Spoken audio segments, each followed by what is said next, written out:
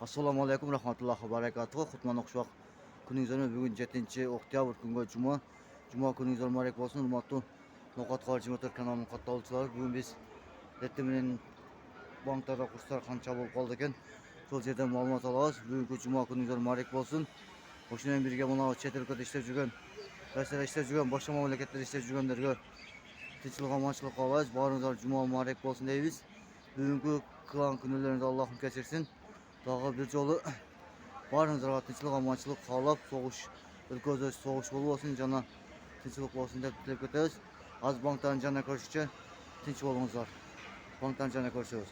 Biz Finansiy Kredit Bank'a geldik. 82 so'm dollar, 82 so'm dollar, 80 so'm 70 euro, 1 so'm 37 ruble ekan. Finansiy Kredit Bank'ta kurs şonda cuma günü. Az başka banklar var, başka banklar qancha kun ko'ramiz. Eka İslam Bank'a geldik. Eka İslam Bank'ta 80 so'm 80 tiyin dollar, 78 so'm 50 tiyin euro. Ha 1 so'm 13 tiyin ruble ekan. 1 so'm 30 tiyin, 1 so'm 30 tiyin. Hurmatli to'g'onlar, mana Aziya Bank'ta ruble kuchliroq ekan. 82 so'm 60 tiyin dollar, 80 so'm 30 tiyin euro, 1 so'm 30 tiyin ruble ekan.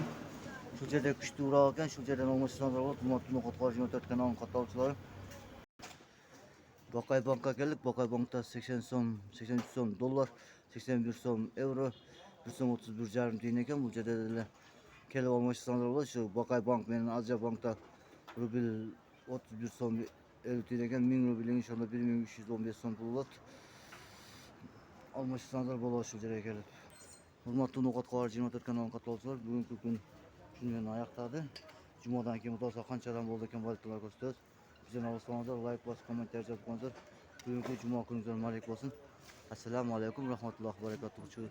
Barakatuh demoqchiman. Bugungi juma kuningiz muborak bo'lsin. Hurmatli No'qat xorijiy motor kanalining qatnashchilari, biz sizlar bilan xo'shlashib qo'yamiz. Albatta, xudo xohlasa jumadan keyin ko'rishamiz.